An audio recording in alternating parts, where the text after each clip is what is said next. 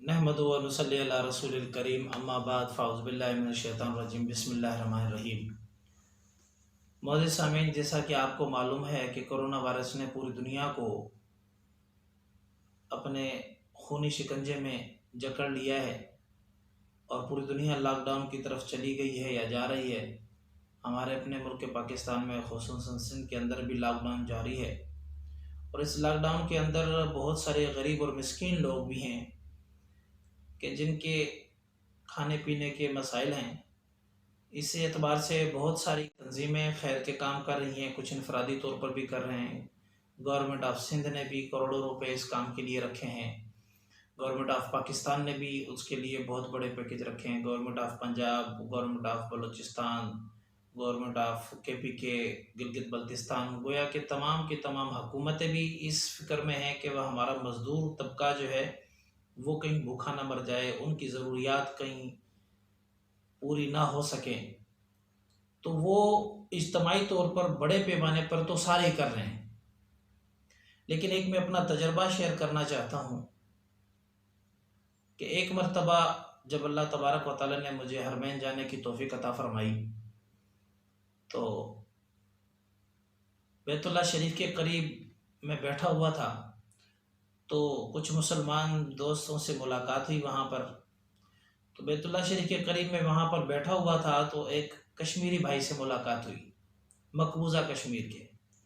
तो उनसे मेरी मुलाकात हुई, तो वो प्रोफेसर थे। मैंने भी अपना तारुफ करवाया कि जी मेरा ताल्लुक़ भी तदरीस से है। बड़े खुश हुए, मुलाकात हुई। फिर मैंने उनसे पूछा कि जी इतने दिन हो गए लॉकडाउन हुआ पड़ा है, तो किस तरीके से गुजारा कर रहे हैं? हर एक के पास तो इतनी क़ुव्वत नहीं, हर एक सारे वसाइल अपने पास रख नहीं सकता। गरीब भी होंगे, मिस्कीन भी होंगे, अब उनका किस तरह गुजर सफ़र हो रहा है? तो उन्होंने बड़ी अच्छी तजवीज़ भी दी और एक अपना तजर्बा बताया। तो उन्होंने बहुत अच्छा एक तजर्बा बताया कि जी हमारे यहाँ मोहल्ले के लेवल पर, मस्जिद के लेवल पर एक कमेटी बनी हुई है 3-4 मुहज़्ज़ब, संजीदा, बाएतमाद लोगों की, और मस्जिद से ही ऐलान करवा दिए गए हैं कि जिस किसी को बहुत ज़्यादा ज़रूरत हो तो बराए मेहरबानी वो मस्जिद के इमाम को या फलां कमेटी के बंदे को उनसे रब्ता कर लें और अपनी हकीकी ज़रूरत बता दें। तो उनको वो हजरात अपनी ज़रूरतें बता देते हैं। फिर वो हजरात मोहल्ले के अहले खैर हजरात को या आपस में जो उनकी एक तंजीम बनी हुई है, वो लोग आपस में मिलकर ज़रूरत के बकदर उनकी मदद कर देते हैं और इस तरह एक ज़िंदगी का सिलसिला चल रहा है। तो मेरी भी आप हजरात से, तमाम पाकिस्तानियों से ये गुजारिश है कि इस लेवल पर कमेटियां बनाई जाएं। गवर्नमेंट ने भी ऐसी कमेटी, मैंने एक पोस्ट पढ़ी कि जिसमें हेड मास्टर और काउंसलर वगैरह भी बनाए जा रहे हैं। अल्हम्दुलिल्लाह हेड मास्टर हजरात होते हैं, काउंसलर ये भी मोतबर आदमी हैं। अगर उस तरीके से हो जाए वो भी बेहतर है, वरना मोमिन तो मस्जिद के सिस्टम से चल रहा होता है और वहाँ जाकर बताना भी आसान होता है।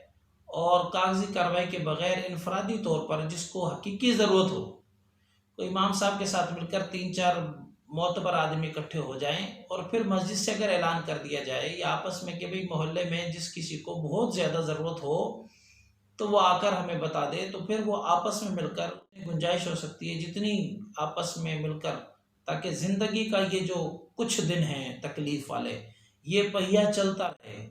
बहुत ज़्यादा लज्जतों के पीछे भी नहीं लगना, बहुत ज़्यादा ख्वाहिशात के पीछे भी नहीं लगना।